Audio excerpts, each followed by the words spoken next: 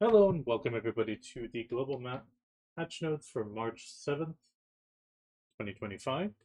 This is the big hardcore server update. There's also some class buffs. So first off, we're going to go into the hardcore server straight away. Effectively, there is a small change concerning the hardcore server, but we'll get into that in a second. So the hardcore server will be added, and this hardcore server aims to collect and dedicate the quest scores and survival scores from killing monsters and other adventurers for 2 hours a day. The combined score is then replaced by hardcore certificates. They're still sticking to the 4 classes, so in the hardcore server you can create and connect a dedicated character with only 1 slot, so kind of like a one-time trial character. In the hardcore server free season you can select a warrior, a sorc, ranger, and berserker, succession or awakening. So first off, concerning the participation method, you take the server selection on screen, go to the hardcore server tab, and you can enter through the hardcore server. You can enter on a hardcore server after creating a hardcore only character. There's only 1 character slot. Hardcore only characters are created at level 63. Technical points 3,000 is paid when creating, skill points 3,000 are paid when creating a hardcore only character, and only warrior, ranger, sorc, or giant can be created this season. You can also select the succession or awakening. The period for the hardcore server will be after maintenance March 12th, and it will be until the next maintenance on April 9th. During this period, you'll be able to join. The playtime is 2 hours of playable time per day. The time is consumed from the moment the character enters the hardcore server, and even if access is terminated, the remaining time is deducted. So you can connect at 7 to terminate the connection at 8, and you will be able to participate in the remaining time when you attempt again at 9 o'clock. After 23 hours of the hardcore server connection time, the playable time is reinitialized.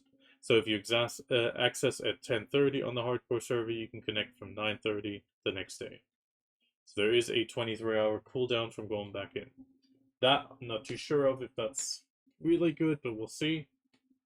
And it is no longer possible to play on the day of Consecration. That is a bit weird. Oh, yeah, pretty much if you leave the hardcore server at the end of the day, cashing in your points, you won't be able to play anymore until the next day. So in other words, even if you have an hour of play per day, you will not be able to enter anymore after leaving the server. The basic progress is set up that you kill the monsters, so you can kill them for survival scores and loot. The survival scores are reduced for by 30% if you die to the mobs. The loot is sold to Sanctuary NPCs, and you can exchange it with hardcore coins, and you can then buy various items at NPC stores. If you complete quests, you can proceed that are done on the hardcore server. You get a quest score. The quest score does not get affected by dying. And if you leave the server, cashing in your points, your survival score plus your quest score will be added together into a hardcore certificate score for the cash-in rewards on the other main server. So more details are for the survival score. So effectively, you will obtain it by killing monsters, and the stronger the monsters are, you acquire more points. When killing other adventurers, 10% of the survival score held by the killed adventurer will be given to you. There is a slight caveat, however. If 50% or less, the easiest way to say it, if you kill somebody with a survival score that is too low, so the example is a little bit easier here. If you have an survival score of 5,000 and you kill an adventurer with less than 2,500, then 1,000 points will be reduced. I think at that point you just get 1,000 less. The penalty is actually you lose points, and the penalty is applied from a survival score of 1,000 or more. This does not apply to 4 zones: Pilaku Prison, Akhman Temple, History of Ruins, and the boss monsters that spawn. We'll get to those. Effectively, the idea of this, I think, is really that you don't sit with a high survival score in the beginning zone and just kill people over and over. The survival scores are also applied to characters, and the score is initialized when deleting or regenerating characters. Next, we got the quest score, which is effectively quests that automatically trigger. You have them from 0 to 1,000 points, survival points being triggered for killing ancient weapons. From 1,001 to 2,000, it's Desert Nagas or Desert Trogan kills and such. And then finally, orders can be dropped or forfeited, but you cannot change the quest type, so you can't just forfeit it and get a new one. If you complete the quest for the previous day after midnight, you will also not get the points. So you pretty much have to be grinding, get the quest, and then once the quest is completed, it gets added to your points. Equipment-wise, dedicated equipment is only used on the hardcore server, and the items cannot be repaired or reinforced or enhanced. You can also get special equipment that suits the hardcore server. They give an example of a 30 damage, 300 additional human damage item with only a durability of 5. So it has a very powerful performance, but the durability is quite low. So it's a one-off selection. Again, they mentioned for dying, if your survival scores, if you die, your survival scores get reduced by 30%. So if you have 1,300 will disappear. And the same penalty is also applied for falling to monsters. Quest score remains. The equipment mounted dies with the character. And equipment in your bag is not destroyed. So if you collect a little bit of equipment, you'll be able to reset yourself up a bit quicker. Resurrection is done at random sanctuary. There's 4 sanctuaries to start in.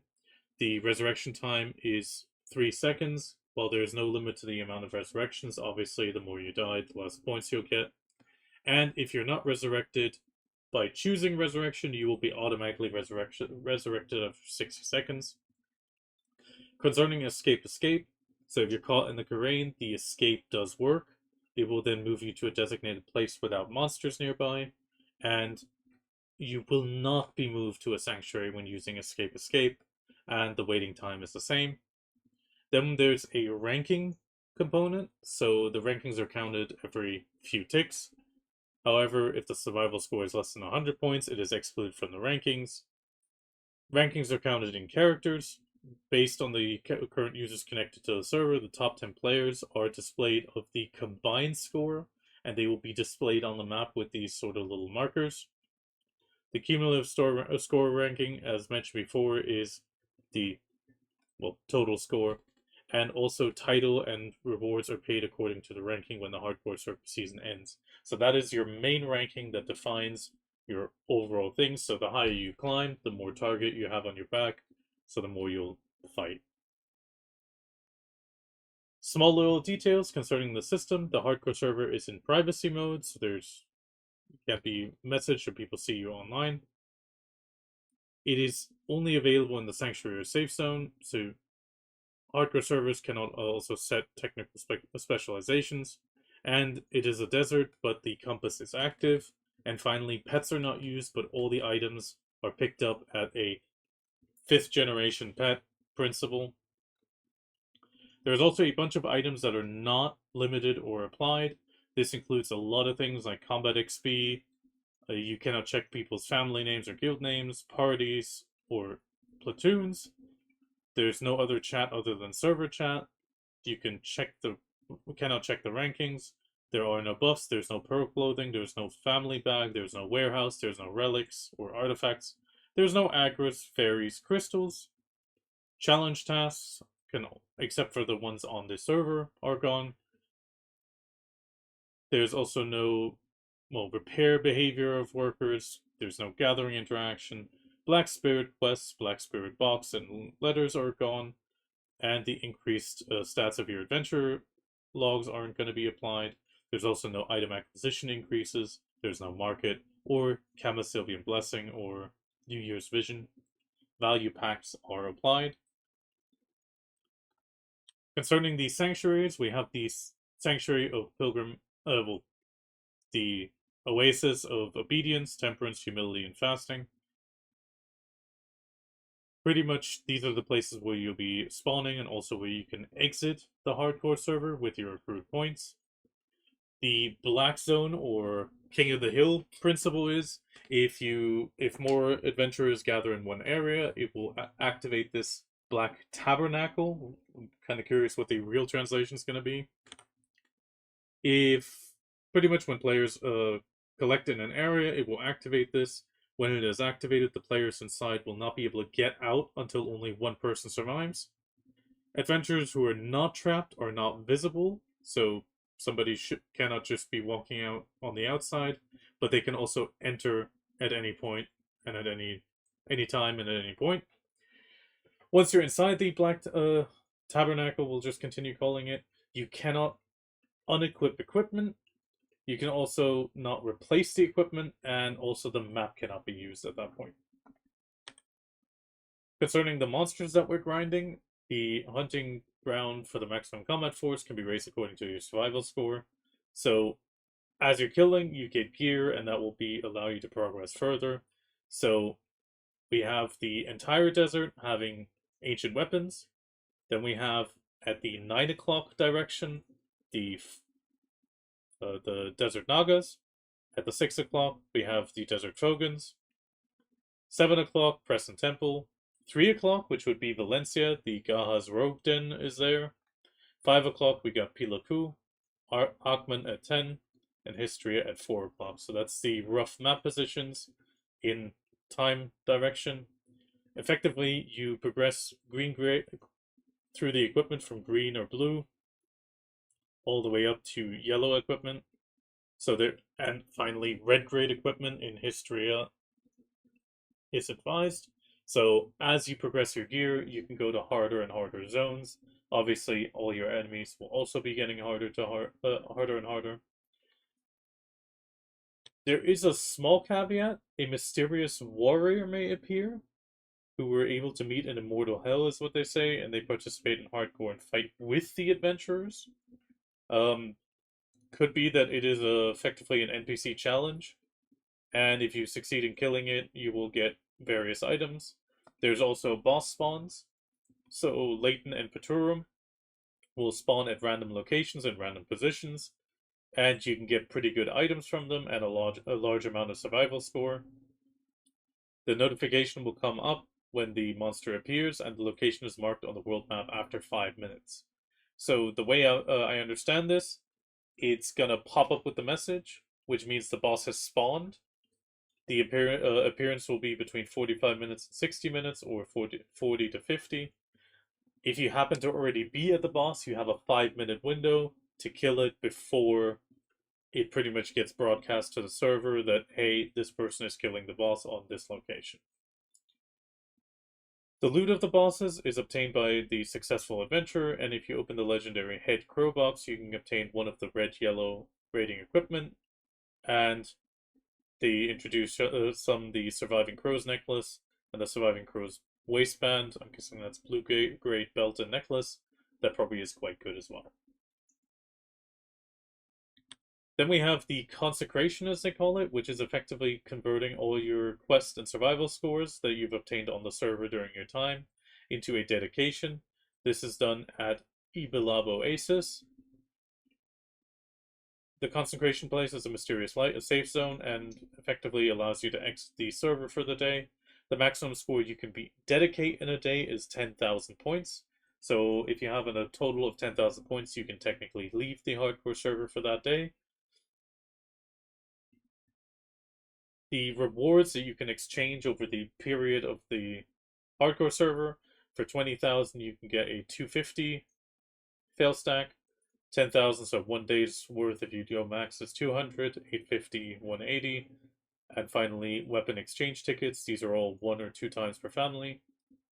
Quite pricey, but depending on how good in PvP you are, you should easily be able to get most of these rewards. Then we have some more stacks, 150s to 100 stacks. Only 500 crowns feels a bit low, considering of how much of a PvP orientation this could be.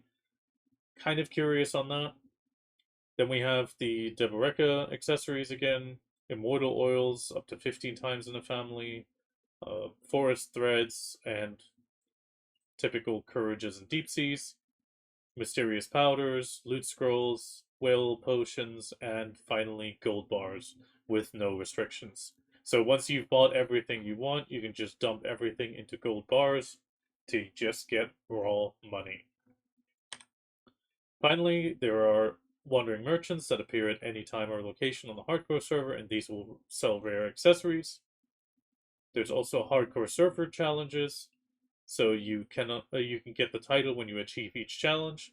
The titles are acquired automatically and applied to the character, and the titles are only used on the hardcore server. Then we have the hardcore server season rewards. They do talk a little bit of how they wanted to set it up, and the top 10 are always visible, encouraging more frequent combat.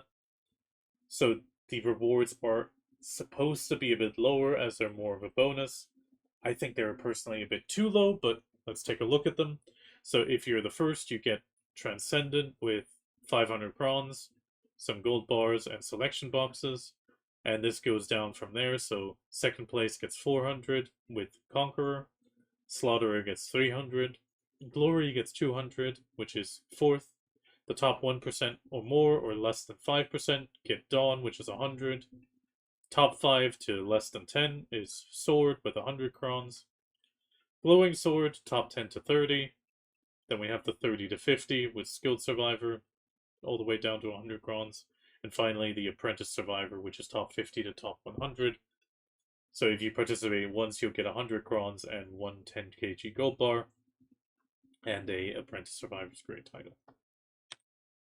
Then comes the second big part of this update. We have more class changes coming. It's mostly a PVE buff again, so we'll see how this works. They are planning to do more PvP balances. They do mention that. So first off, we got Warrior with the Sup Warrior getting a few changes on a lot of skills. Mostly fixes and things flowing into each other properly, the flow skills, and having some cooldown reductions. Damage is getting a across the board raise, as they kind of mentioned at the front. Similar thing for Warrior Awakening. They've changed some DP reduction effects. They've added some more damage on a lot of skills. Effectively, we'll need to see next week during the normal patch of the details of the names. Translation is always a little bit iffy. Then we have Kunoi Awakening getting some changes. So she's getting a DP reduction as well for 10 seconds. That will be a little bit relevant for PvP, I guess. And then finally, we have more damage increases across the board. Looking at the damage increases, they feel a lot lower than Warrior and what's actually coming up down the road with Guardian. I feel Kunai could get a bit more love. Then we have Guardian Awakening, getting a bunch of adjustments. I don't think it's really needed, but hey, PA feels that. Effectively, almost doubling of the percentage on a lot of cases, or adding a good 1,000 to 2,000% on a bunch of skills. Then we have Suck Corsair or main weapons. There's a lot of cooldown reductions, 15 to 7. Bound effect was changed to only apply to monsters. There's some super armors being added and removed. You might want to check this out. Otherwise, just wait for the global patch when it actually hits, because there will always be a chance for further changes. There's also some floats being added to certain attacks. Quite interesting. Concerning Flood, the super armor effect has been added while using skills. So we can see here there's a super armor, and also some changes again. Down effect has been added. We'll have to see. A lot of skills getting big number buffs though. Others very little. We'll have to see how this all translates. Finally, we got Awakened Corsair as the second half, again having cooldown reductions. Quite small ones, 1 to 3 seconds, that's not too much. But also some DP decreases again. Again, across the board, looking very okay. Then we got Awakened Maegu. We got some changes here again when connecting certain attacks, allowing you to chain more smoothly. There is some PvP damage reduction rate being changed downward, oddly enough, for a few skills. I don't know if that is really needed. Awakened Maegu was doing a lot of damage. I'm surprised they're doing that. Scholar's getting some changes for proximity damage and also attack speed increases being pushed up a little bit. Also, some damage buffs across the board. There might be some Scholar grinders here that will probably feel these changes. It is quite wide and varied on the skills. Dosa Awakening is getting nerfs this time around more. So the damage reduction rate has been changed from 20 to 10% during the use of super armor. So that is a big drop in, well, damage reduction. Nare's kick has been changed from invincible to super armor. Then we have the air attack being removed from a soil attack. The heals are being massively removed. It used to be 500 5 times for a total of 500. It's now being changed for 200 times 5. Then also the max HP increase is being lowered. It used to be 2,000 for 10 seconds. Now it's going to get an increase, but only for 5 seconds. So that will cut the buffs for teammates down a little bit. Then there's some changes for the tree skill. Also, the PvP damage reduction rate is being increased for tree bending and water weaving. So there should be a little less damage coming from Awakening Dosas. Deadeye is finally getting its fixes. The knockback effect has been changed to apply only to monsters. This has been added to 3 skills from what I saw. Nope. Yeah, 3. But for that, it is also made sure that it also triggers on one of them for monsters and players. So it got lost from 2 skills, got added to another. Effectively, skill fixes, we'll have to see. There's also some general class modification and changes where super armor effects were applied and in wrong positions. Some damage changes for Musa, Meiwa, Mystic, and I think that is Lan. Just some positioning fixes and in general small things. Then we have some item changes.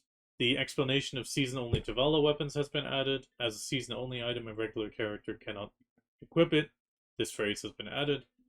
They've also are putting use and the materials have been added to the description of the Earth Elemental Stone, the Wind Stone, and the Water Spiritual Stone selection and Tree Elemental selection.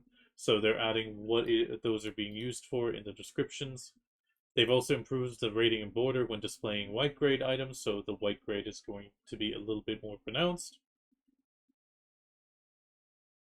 They're also adjusting the increased probability of the event Dark Hungers.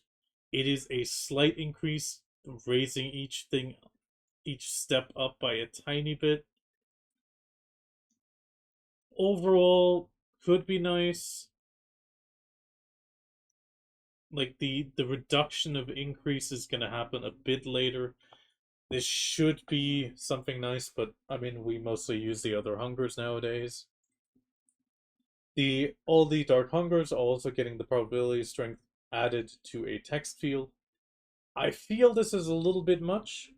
This is a bit long. It can be a bit difficult on some PCs to read. Hopefully they might reconsider this, because especially on the Origin of Dark Hunger, it is a bit too big of a pop-up, I feel. Depending on where it is positioned, you'll definitely struggle being able to even read all of this. There's some small monster fixes where Agris was used during the Lucky Golden Pig and Assault Golden Pig.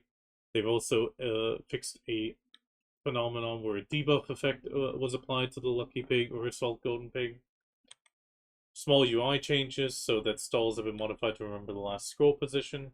That should be a little bit nice for NPC sales. Then we have some general modification and changes.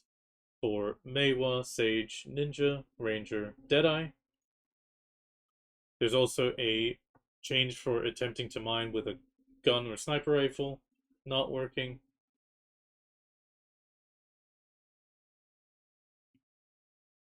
There's some fixes for the sailors. There's also fixes during the boarding of a ship when a sailor management window was checked. The information was not at the back of the board, backlisted. There's some quest fixes where awkward character positions during cutscenes will be fixed a little bit. Also, when the family bag was opened, the characters that were connected to the equipment were installed to find my items. There's also some other fixes across the board, but mostly UI and quest fixes. And that covers the update from March 7th. Overall, the item changes, quite nice, just a little bit of quality of life.